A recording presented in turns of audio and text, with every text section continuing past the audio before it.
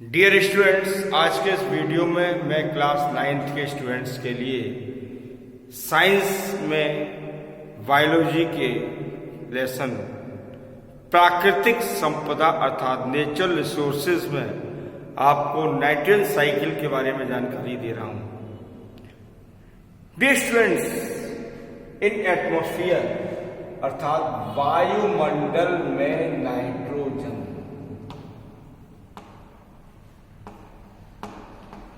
लगभग 78% पाई जाती है और ये नाइट्रोजन सभी जीवों के लिए, चाहे वो जंतु हों या पौधे हों, अति आवश्यक होती है। Very important substance. क्यों? क्योंकि शरीर को बनाने वाले विभिन्न कार्बनिक पदार्थ जैसे प्रोटीन, वसा, विटामिन्स आदि, ये सभी नाइट्रोजन की सहयोग से ही या नाइट्रोजन के द्वारा ही बनते हैं। नाइट्रोजन पौधों के डेवलपमेंट के लिए अर्थात वृद्धि और विकास के लिए अति आवश्यक होती है, लेकिन सभी जीवधारी इसको यदि प्रकृति से चाहें तो सीधे प्राप्त नहीं कर सकते, विभिन्न माध्यमों से प्राप्त करते हैं। इनको पौधे ग्रहण करते हैं और पौधों के माध्यम से फिर ये जंतुओं को प्राप्त होती है और बाद में उन्हें चक्रीकरण के द्वारा, साइक्लिक मेथड के द्वारा प्रकृति में वापस चली जाती है। नाइट्रोजन को प्राप्त करने की प्रक्रिया को कुछ भागों में बांटा गया है। तो पहली विधि जो मैं आपको पढ़ा रहा हूं आज, यह है नाइट्रोजन का यौगिकीकरण अर्थात नाइट्रोजन का स्थिरीकरण भी कह सकते हैं, जिसे नाइट्रोजन फिक्सेशन कहा जाता है। इसकी स्टूडेंट्स दो मेथड हैं। एक विधि जैविक विधि है, दूसरी भौतिक विधि है। तो मैं पहले आपको भौतिक विधि के बारे में जानकारी दे रहा हूं। जो विधि मैं आपको बता रहा हूं, यह है नाइट्रोजन का स्थिरीकरण। और इस पहली विधि की जो मैं आपको विधि बता रहा हूं, ये है फिजिकल मेथड अर्थात भौतिक विधि। फिजिकल मेथड में क्या होता है कि देखिए, जब बरसात के दिन होते हैं तो एटमॉस्फेयर में, वायुमंडल में, आसमान में बिजली कड़कती है। जब लाइटनिंग होती है अर्थात बिजली कड़कती है, उस समय तो बिजली जो कड़केगी उसको कहेंगे तड़ित विद्युत।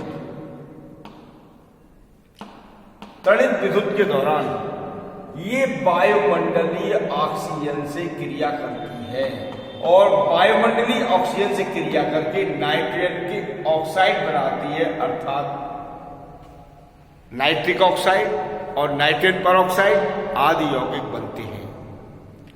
तदुपरांत जब बरसात होती है तो ये नाइट्रोजन के यौगिक वर्षा के जल के साथ क्रिया करते हैं और वर्षा के जल के साथ क्रिया करके क्या बनाते हैं? नाइट्रिक अम्ल HNO3।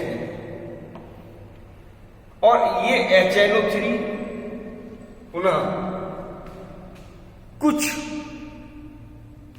यौगिकों से क्रिया करके नाइट्रेट कंपाउंड बनाते हैं अर्थात नाइट्रेट यौगिक बनते हैं।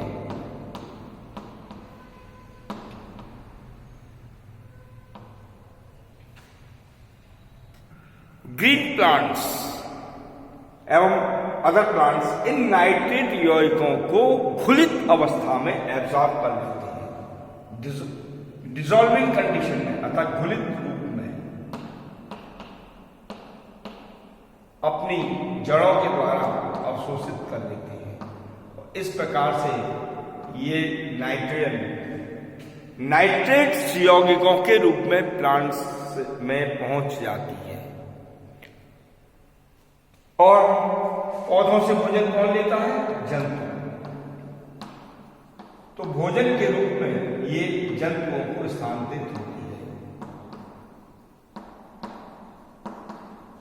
भोजन के द्वारा। ये मेथड मैंने आपको बताया फिजिकल मेथड, भौतिक विधि। अब मैं आपको दूसरी विधि बता रहा हूं, यह है जैविक विधि, बायोटिक मेथड।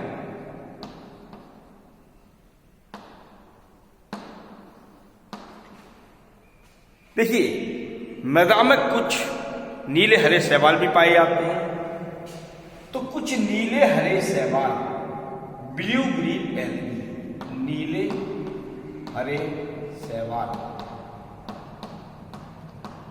जैसे नॉस्टॉक,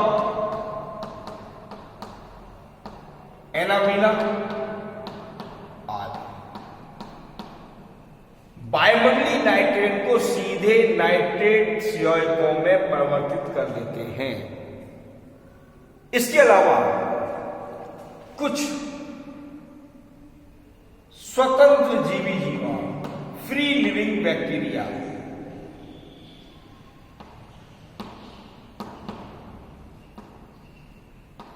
स्वतंत्र जीवी जीवाणु जैसे एजोटोबैक्टर,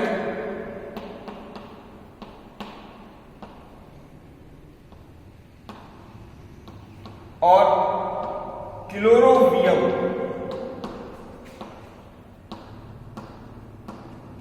ये वायुमंडलीय नाइट्रेट को सीधे नाइट्रेट यौगिकों में परिवर्तित कर देते हैं। इसके अतिरिक्त कुछ सहजीवी जीवाणु, सहजीवी जीवाणु, जैसा कि आप जानते हैं कि जो दलहनी पौधे होते हैं, दाल वाले पौधे होते हैं, दाल वाले पौधों की जड़ों में कुछ गांठें पाई जाती हैं। उन गांठों में कुछ जीवाणु निवास करते हैं। इन जीवाणुओं को सहजीवी जीवाणु कहते हैं, क्योंकि ये वायुमंडलीय नाइट्रेट को सीधे ही नाइट्रेट यौगिकों में परिवर्तित कर देते हैं, जबकि पौधे इनको रहने के लिए स्थान देते हैं। बदले में ये पौधों को नाइट्रोजन देते हैं, एक दूसरे के साथ तालमेल बिठा करके ये काम कर रहे हैं, इसीलिए इनको सहजीवी जीवाणु कहा जाता है। तो ये जीवाणु जैसे राइजोबियम, लेग्यूमिनोसेरम, ये जीवाणु वायुमंडलीय नाइट्रेट को सीधे नाइट्रेट यौगिकों में परिवर्तित कर देता है। तो इस प्रकार से आप देख रहे हैं कि वायुमंडलीय नाइट्रेट यौगिकों में परिवर्तित होकर के पौधों और जंतुओं के द्वारा ग्रहण की जाती है विभिन्न माध्यमों से। इस क्रिया को नाइट्रेट फिक्सेशन या नाइट्रेट का स्थिरीकरण कहा जाएगा। दूसरा प्रोसेस मैं आपको दे रहा हूं, अमोनीकरण।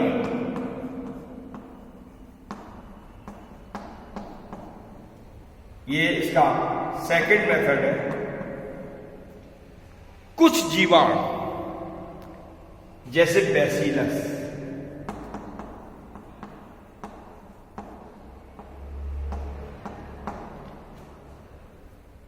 ये जंतु और पौधों की मृत्यु के उपरांत कुछ जीवाणु इनकी डेड बॉडीज को सड़ा गलाकर अपघटित कर देते हैं, और इस अपघटन की क्रिया में जो बॉडी के अंदर कॉम्प्लेक्स कंपाउंड होते हैं, जटिल कार्बनिक यौगिक होते हैं, उनको सिंपल अकार्बनिक पदार्थों में बदल दिया जाता है। इसी प्रोसेस के अंदर कुछ एमोनिफाइंग बैक्टीरिया जैसे एमोनिकारी जीवाणु, मैंने बैसिलस का नाम बताया आपको, ये बैसिलस नाइट्रेट यौगिकों को अपघटित कर देता है और अमोनिया तथा अमोनियम के रूप में परिवर्तित कर देता है। तो डियर स्टूडेंट्स, यहां पर क्या बन रही है? अमोनिया एवं अमोनियम यौगिक। इसको प्लांट्स सीधे घुलित अवस्था में एब्जॉर्ब कर लेते हैं और ये प्रोसेस यहीं पर रनिंग करता है।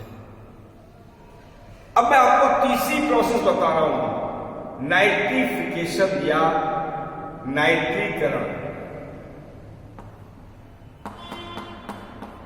नाइट्रीकरण,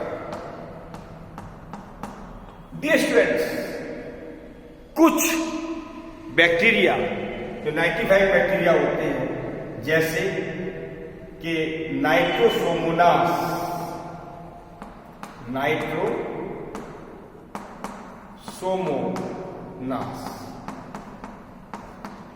ये मैदा में पाए जाने वाले नाइट्रेट कंपाउंड्स को, इसके अतिरिक्त अमोनियम कंपाउंड्स को ट्राइनाइट्रेट यौगिकों में परिवर्तित कर देते हैं, अर्थात ऐसे यौगिक जिसमें NO2 समूह जुड़ा हुआ होता है तो नाइट्रेट यौगिक बनते हैं, जिनको पुनः कुछ नाइट्रिकारी जीवाणु जैसे नाइट्रोबैक्टर,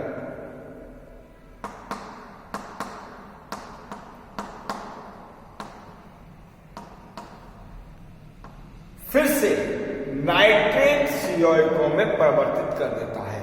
और डियर स्टूडेंट्स, ये नाइट्रेट यौगिक पुनः पौधों के द्वारा घुलित अवस्था में अपनी जड़ों के माध्यम से एब्जॉर्ब कर लिए जाते हैं, अर्थात ग्रहण कर लिए जाते हैं। तो आपको मैंने ये तीन प्रोसेस बताई, नाइट्रेट निस्तीकरण, अमोनीकरण और नाइट्रीकरण। इन तीनों प्रोसेसों में एटमॉस्फेरिक नाइट्रोजन सीधे पौधों को प्राप्त हो रही है, अर्थात मिल रही है। अब मैं आपको फोर्थ प्रोसेस बता रहा हूं, विनाइट्रीकरण।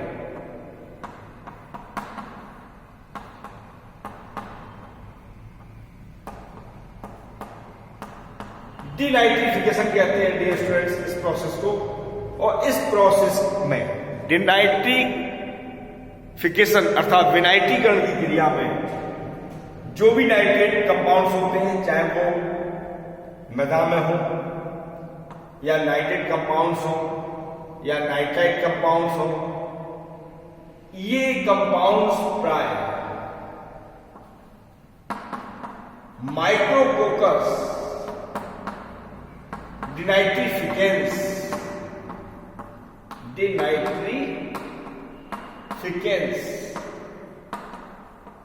आदि जीवाणु के द्वारा या डिप्लोकोकस डिनाइट्रिफिकेंस जीवाणु के द्वारा इन नाइट्रेट कंपाउंड्स को ब्रेक डाउन कर दिया जाता है, और इनके ब्रेक डाउन होने से नाइट्रेट स्वतंत्र हो जाती है, अर्थात फ्री हो जाती है।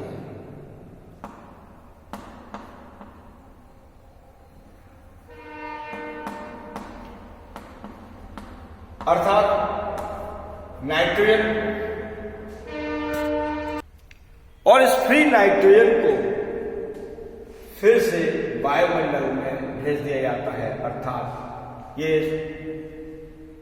नाइट्रेट कंपाउंड्स के ब्रेकडाउन होने से जो नाइट्रोजन फ्री हो रही है, स्वतंत्र हो रही है, अलग हो रही है, वही नाइट्रोजन पुनः वायुमंडल में चली जाती है। इस प्रकार से आप देख रहे हैं, जैसा कि स्क्रीन पर शो हो रहा है, कि विभिन्न माध्यमों से नाइट्रोजन जंतु और पौधों को प्राप्त होती है, और बाद में ये नाइट्रेट कंपाउंड्स के ब्रेकडाउन होने के बाद में पुनः वायुमंडल में वापस चली जाती है।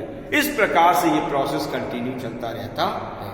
इसी को नाइट्रोजन साइकिल या नाइट्रोजन चक्र कहा जाता है, जिसमें नाइट्रोजन पौधों को प्राप्त होती है और पुनः बाद में ये चक्रीकरण के माध्यम से वापस वायुमंडल में चली जाती है।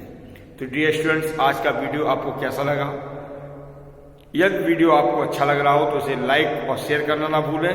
साथ ही जिन विद्यार्थियों ने मेरे चैनल को सब्सक्राइब नहीं किया है, वे इसे तुरंत सब्सक्राइब कर लें, ताकि आने वाले वीडियोस की नोटिफिकेशन आपको सबसे पहले प्राप्त हो सके। Thank you.